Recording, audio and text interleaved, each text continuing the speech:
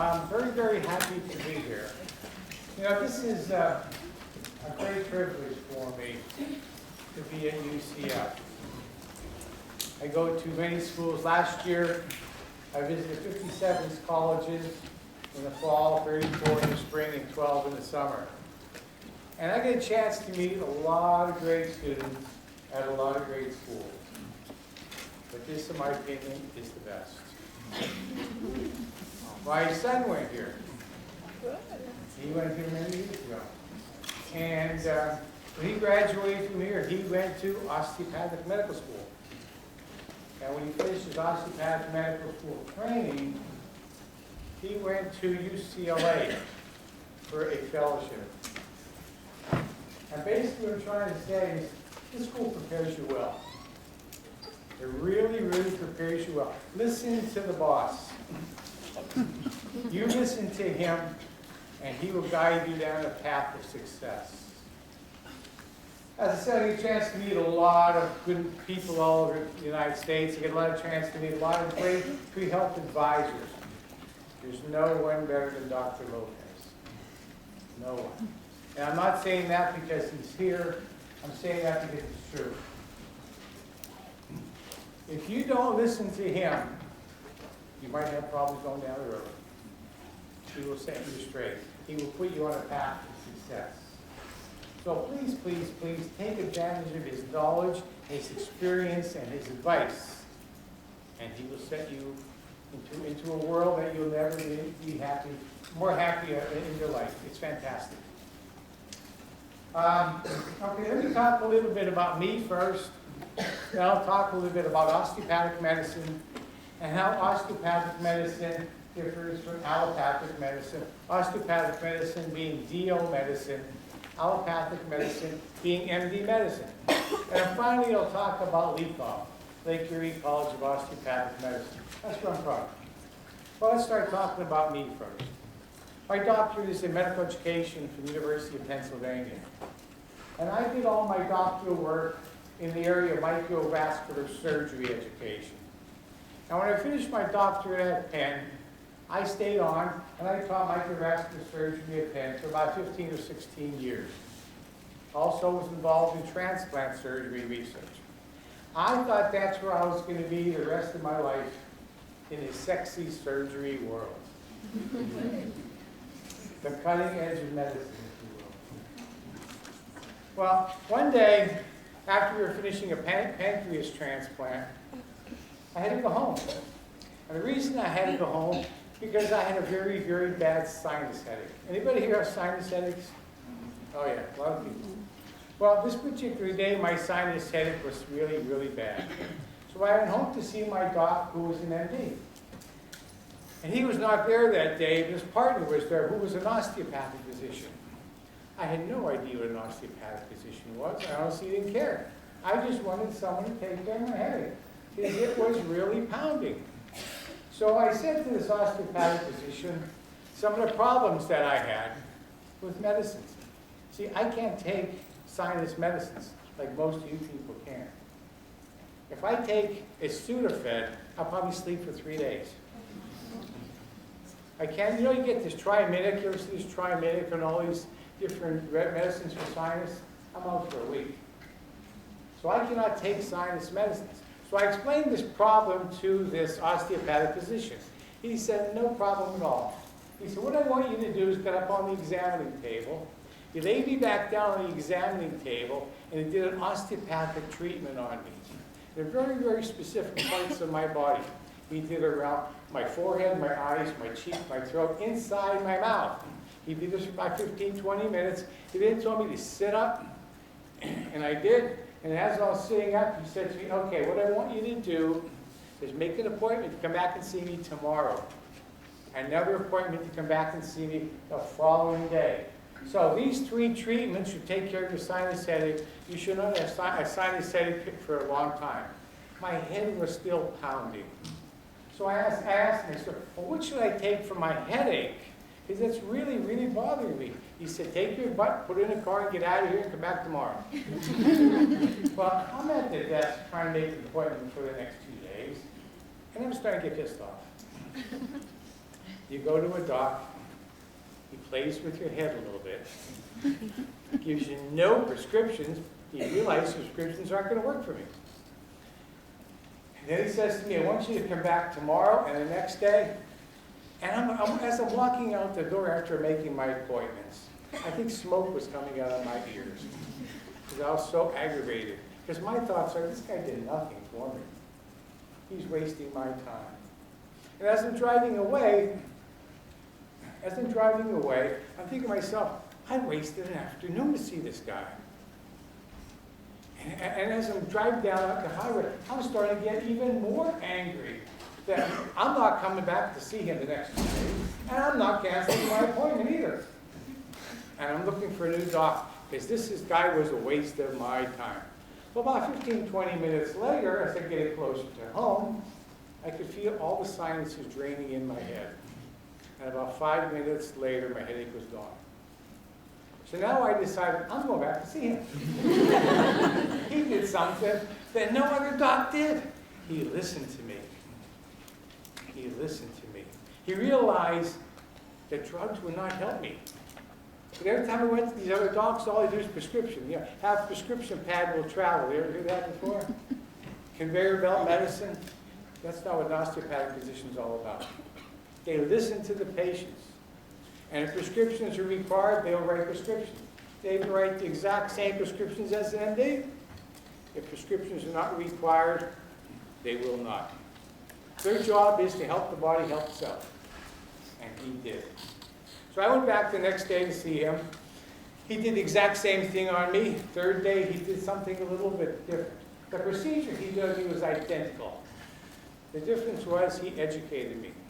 As he's doing this procedure on me, he explained to me what he was doing, and what I needed to do in the future to prevent sinus headaches from coming back. So he did 4 things. He treated me, did not prescribe any medicine, he educated me, and the most important thing he did, he introduced preventive medicine into my life for the very first time on a specific ailment that I had. Well, I was all excited about this osteopathic medicine thing, so I went home and the next day when I went to Penn's library, I'm looking for osteopathic medicine. You realize in Penn's library, they're in the process of building a new medical school library. And so I go to the card catalog. Anybody remember the Dewey Decimal System? Yeah, a lot of people remember that. You go to the card catalog, you look up a topic, you write down the bin, the shelf, and you go there, you climb the four steps, and it's not there. And you go down the steps again, you look for some more things, you go to the second floor this time, and it's not there. Well, that's what it was. That's pre-internet. Everybody remember pre-internet days? No. Only you. Well, that's what it was. And so, the more I did not find about osteopathic medicine, the more I wanted to find. I became a man on a mission. My mission was to find everything else I could find about osteopathic medicine. Well, I noticed that following Sunday, I'm looking at the Philadelphia Inquirer, and they're looking for an assistant dean for academic affairs at the Osteopathic Medical School in Stratford, New Jersey, 20 minutes from my house. Well, I never even knew there was a medical school there. But I said, what I will do, I'll apply for this job. And they'll send me all kind of information about osteopathic medicine. The stupidest thing you'd ever want to hear, but that's what I did. Well, about 2 weeks later, my wife calls me, and she said, you got this thing in the mail from an osteopathic medical school in Stratford? Is there a medical school there? I said, hell, I don't know, they say it is. I opened it, I said, it's a big package with all kind of books and information about osteopathic medicine. She said, no, it's a little flimsy envelope. So she opened it up, and as she's reading it to me, they wanted me to come for the job interview. I had no thoughts of ever leaving Penn. No thoughts. But I thought what I'll do, I'll go for this job interview to learn about osteopathic medicine. And I did. At this job interview, it was supposed to be a Friday morning to 10 o'clock, from 10 o'clock until 11 with the dean. Well, I get there, I'm meeting with the dean at 10 o'clock. And we talked and talked and talked. Next thing you know, we went to lunch together. Then we walked around the campus together. Then we went for ice cream together. Then he said to me about 3 o'clock, he said, the job is yours. I said, oh, no, thank you. I really don't want the job. I just want to find out about osteopathic medicine. So he said to me, well, I'll make a deal with you. Why don't you think about it this weekend, and Monday, if you want the job is yours, and not have a great life. I said, that's fine. He said, by the way, we have an open house this Sunday. If you want to come to the open house, listen to speakers about osteopathic medicine, listen to the faculty talking about students, talk with the admissions people, talk with faculty, and talk with students. And if you want the job, call me Monday morning, the job is yours. I said, that's fair. So I went. I did not go to church that Sunday, which is a rarity because I always go to church. So I went to the open house instead. And at the open house, there were several lectures I sat in. One was given by an osteopathic physician. And the title of her talk was Osteopathic Principles and Practices. Well, I thought I hit a home run. Turned out to be a grand slam. In her talk, there was a room probably 3/4 of this size. And down front, there was a man and a woman and a gentleman who was starting medical school the very, very next day. Well, about 5-10 minutes into the talk, this mother of this particular son started to have a very, very violent hiccup attack.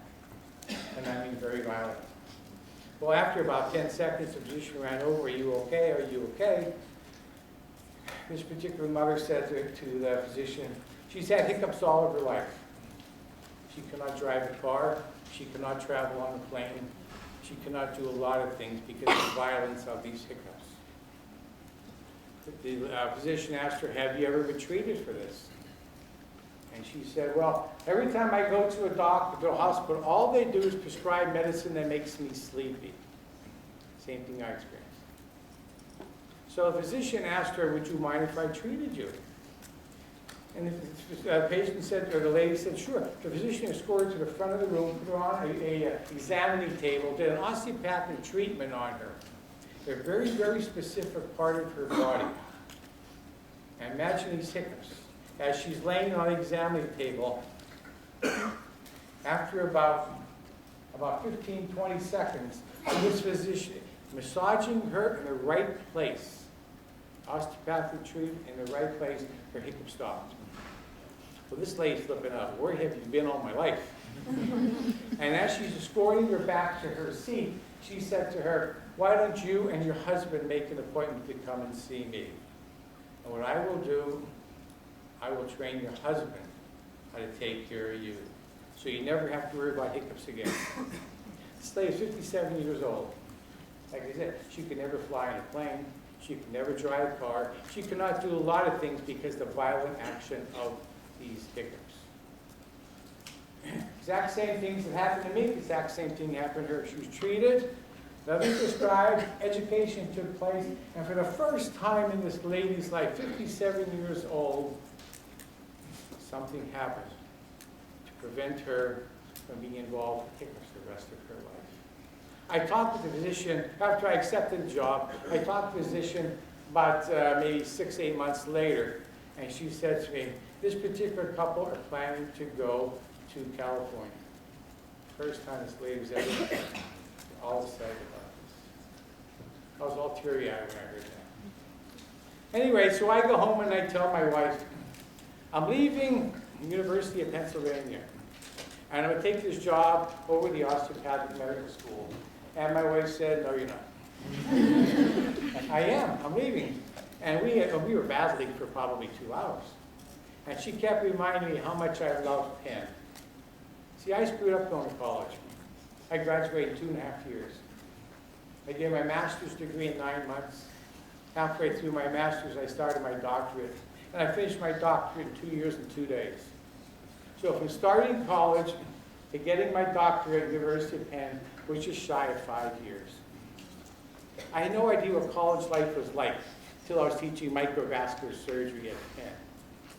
So for me to give up this experience, it had to be something great. And I honestly believe osteopathic medicine is great. Okay, let me tell you a little bit about some differences now between osteopathic medicine, DO medicine, and MD, allopathic medicine.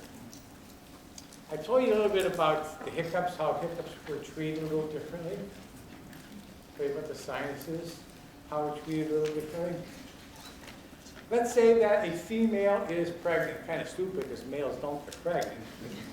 A female pregnant, after her delivery, if she's not interested in breastfeeding, usually what happens, the doc will give her some milk, a shot or some pills to drive the milk in her breast. If this is an osteopathic physician, he or she will tell the patient something different. He or she will tell the patient, on the way home from the hospital, stop at a Publix. There's Publix around here, isn't there? Yeah. I gave this talk at Berkeley about 5-6 years ago, and I said to them, stop at Publix. They had no idea what Publix was. They thought it was some sort of a porn shop. So you stop at a grocery store. And at the grocery store, you get yourself a head of cabbage. Now, before you go to sleep that night, put some cabbage leaves in your brassiere. And when you wake up the next morning, your milk will be all dried up. It's a very holistic way of helping the body help itself. That's what osteopathic medicine is all about. Let me give you another example. About 6 or 7 years ago, I went up to Pennsylvania to see my mom. And while I was up there, I ran into one of my best friends. When we were growing up, we were inseparable. If you saw me, you saw him, you saw him, you saw me. We were inseparable. But I probably not seen him in about 25 or so years. And I noticed when I was talking with him, he had a cane and he was walking with a limp. And I asked him, I said, Bob, what's wrong with your foot? He said, oh, I still have this damn fasciitis problem. I said, what are you talking about? He reminded me when we were on the same Little League team together that he could not play every game. Because the very, very bottom of his foot, he became a fasciitis. It became worse and worse and worse. I said, well, have you ever been to a doc for this? He said, I've been to many docs. I said, well, what do they do? And he said he'd had surgically removed twice. It keeps coming back. I said, well, what are you doing about it now? He said he goes to this one doc about every 2 or 3 months and he gets a steroid shot. For the last 7 or 8 years, he gets steroid shots. So how's that working out for you? He said, well, it still comes back. The problem is from all these steroid shots, I'm starting to have some liver function problems. I said, well, let me give you a suggestion. Hobble down to Walmart and get yourself a tennis ball. Put your tennis ball on the floor. Roll your foot over this tennis ball as hard as you can for about a half hour, 45 minutes every day for the next month, and then elevate your foot for a half hour. He said, it'll never help. I said, try it. Well, he called me about 3 or 4 weeks later. He said, my foot has never felt this great. I said, well, you have to do this for that first month, and after that, you have to do this about 3 or 4 times a week. Exact same thing, and you should not be bothered by this. Well, I saw him about maybe a year and a half later, and I noticed he's not walking with a limp anymore. He does not need a cane, and guess what? He's been off steroids, and his liver functions are coming back to normal. That's what osteopathic medicine is all about. Prescriptions are great. Don't get me wrong. I love prescriptions when you need them. But at times, there's other things you can do in place of prescriptions. Well, let's look at about how osteopathic medicine differs from allopathic medicine. And I'm not saying there's anything wrong with allopathic medicine. It's just a different way of diagnosing and treating patients. When I first moved to Florida, I was out in California for about 6 years. Came back to Florida. And when I went to, I was living in an apartment because we were building a house. I went to the apartment manager, where's a good doc around here? So she sent me to this one doc, and it was an experience like I'd never had. He asked me, he did a physical history on me, a physical, probably 12 minutes, because he had a 15-minute limitation. Then he said, okay, he said, you ready, you want some prescriptions or what? What? You're not going to do any blood work or anything? He said, no. He said, you tell me this is what you're on, this is what I'll give you. Well, I was very upset about this. So I found this osteopathic physician, and he's the doc I still go to today. So I made an appointment to see him. He's probably spent the exact same amount of time on a history and physical with me. But then he said, I said, well, okay, I guess I'm done. He said, no, you're not done yet. We're going to do blood work on you. I want to do EKG on you. We're going to do urinalysis on you. Then we'll talk about prescriptions when we get the results. That's my idea of a doc. And what happened, he greatly changed my prescription. I didn't need all those prescriptions. I did not need all those. And that's what osteopathic physician works very, very well, osteopathic medicine. So let me tell you a little bit about LECOM now.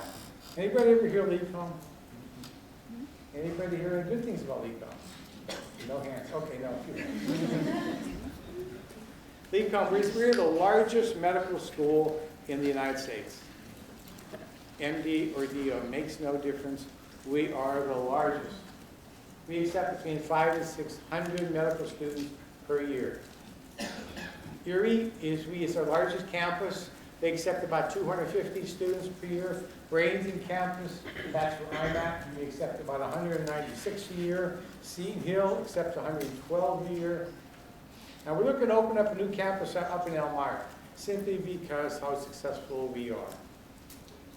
Along with being the largest medical school in the United States, we are the second lowest in tuition. Second lowest in tuition. Our tuition is about $30,000 a year. The average medical school right now is $48,400 per year.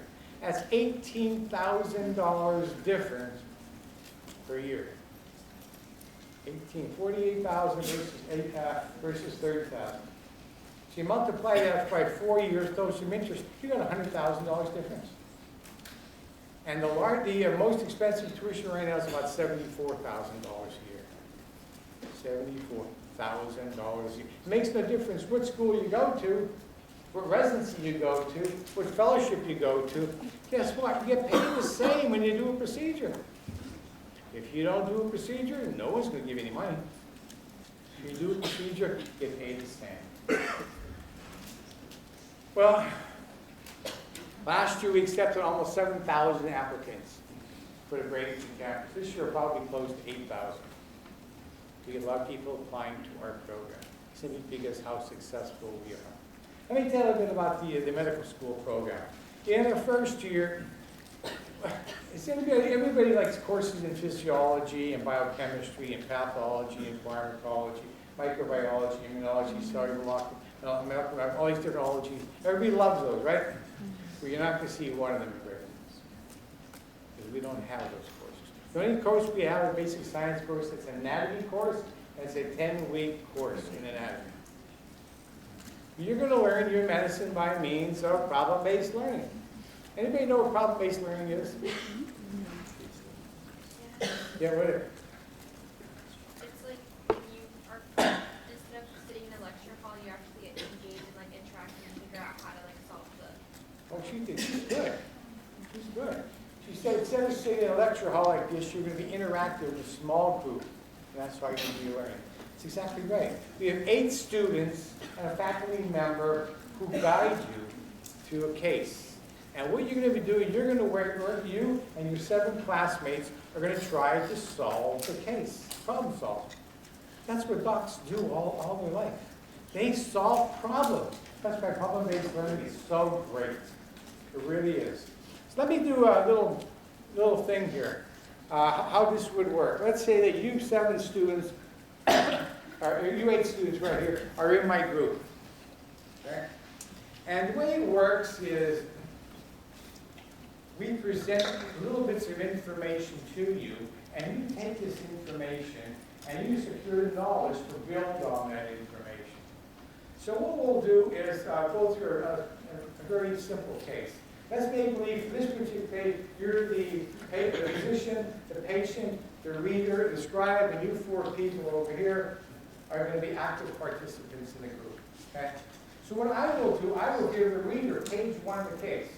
And he or she will read it to the group, and the scribe will be up at the board, putting all this information on a board. And let's say the case is something like this. Patient presents to the emergency room with lower right quadrant pain. The patient is a 35-year-old female, blood pressure, such and such, respiration, and such. Very, very minimal amounts of information, because that's what happens when you present to emergency room initially. Very, very minimal amounts of information. The scribe is putting all this stuff up on the board, and so what we do, he or she will put a column from the top down to the bottom. And this column we call differential diagnosis. And what that is, that's what you think the problem is based upon all the data you have at the time. So let's think about this. A 37-year-old female, lower right quadrant pain. Anybody want to take some possibilities what it could be? Yes? Groin strain? Could be a groin strain, yes? How about appendicitis?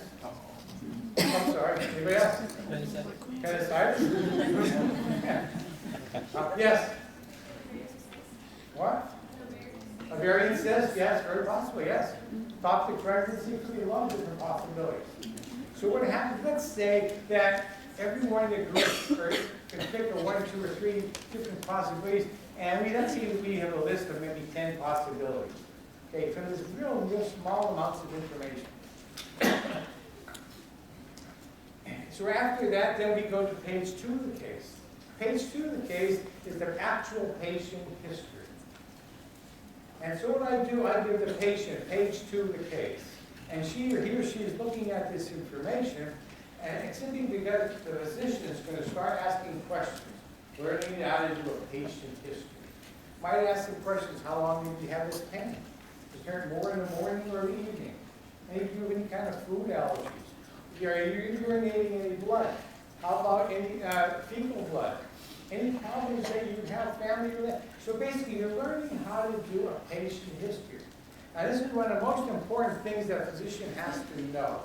Because approximately 85 to 90% of the time, the patient is diagnosed of the patient history, not the physical exam. So you're going to be doing this for 2 years, learning how to do patient history. So let's say when this whole thing's over, that the physician asks maybe 7 questions, but the patient has a lot more information about the case. Well, then everyone in the group can ask more questions. So everyone in the group knows the exact same thing that the patient knows, and the scribe puts all this information up on the board. What happened? We have more data. So now we go to that column, the differential diagnoses column. Because we have more information, we started with 10 differential diagnoses. Maybe we can eliminate 3 or 4. Let's say we're down to 6. 6 possibilities based upon some more data. Maybe we find 2 other possibilities. So now we're back up to 8. Exact same thing a doctor does. And you're going to be learning this the first week in medical school. Most medical schools, you don't do this until your 3rd year. You're going to learn the first week all about these things. And then we continue. Now the group decides who would like to run some tests on the patient. And I ask, what kind of tests would you like to run? And everybody said, well, we'd like to run an MRI of the lower right quadrant. And I asked that question. If you were a patient and you went to a doc, you think that would be the first test they'd ever run is an MRI of the lower right quadrant? I guarantee what happens if that's the case, in 3 weeks you'll be thrown out of the HMO. Not cost effective. So you can learn how to do things very cost effectively. So then everybody in the group decides, let's run a blood test. And I ask, what kind of blood test would you like to run?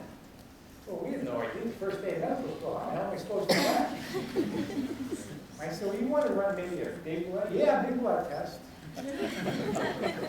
Well, we're probably talking about a CBC, a complete blood test. And I said, well, why would you want to run that? He said, well, we just want to. Well, now I'm an insurance company. I'm not paying for that test until you tell me what you expect to find or eliminate. So now that everybody's in tune with this, that's exactly what we want to do. So we run a CBC. And we determine from this CBC, because I'm going to give the results of the CBC to the reader. He or she's going to read it to the group. The scribe is going to put this up on the board. Then maybe there's elevated basophils, neutrophils, monocytes. There's some sort of elevated there. Now we have some more information about the case. It's the exact same thing a doctor does. He or she runs tests